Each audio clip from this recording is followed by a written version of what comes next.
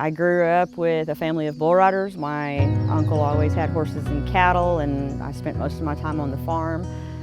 My mom married my stepdad when I was 12. He's a team roper, and so I started team roping. I had always barrel raced and roped calves, tied goats. I rode bulls for a little while. All of my cousins were bull riders, so they kind of thought I should too, and I kind of thought I should too.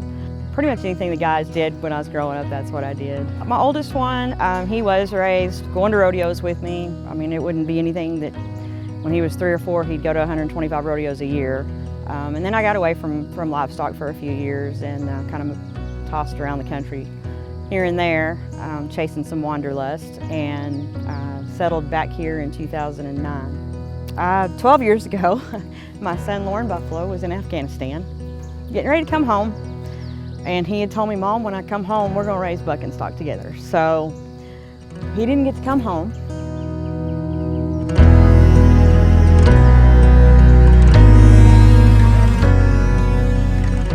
It took me a long time. I started out helping another contractor by raising his young bulls out here for him and then working rodeos for him, working his bulls at the rodeos and stuff. And then 4 years I received, wherever he went, Loren's dream as a gift.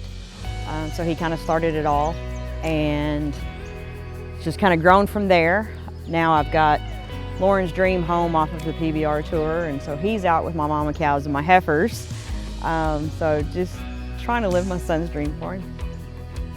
Somebody shared a video of his with some contractors, and I had several PBR contractors calling trying to buy him last summer or spring. And I didn't really want to sell him. He was the beginning of all of this. So he'll die here. I will not ever sell this bull. So I agreed to let Justin Cornwell of Cornwell Buck and Bulls out of Lima, Ohio, haul him for me. So the first weekend in July last year, I loaded him up and hauled him 14 hours to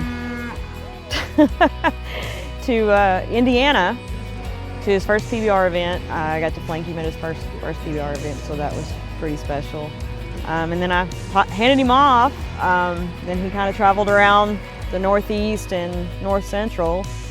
You know, he did get to go to Madison Square Garden, so I didn't get to go this year to be there with him, but it was pretty cool to have him there. That was my goal for this bull, was to get him to the PBR with my son's name out there and the story. So I tell everybody about it.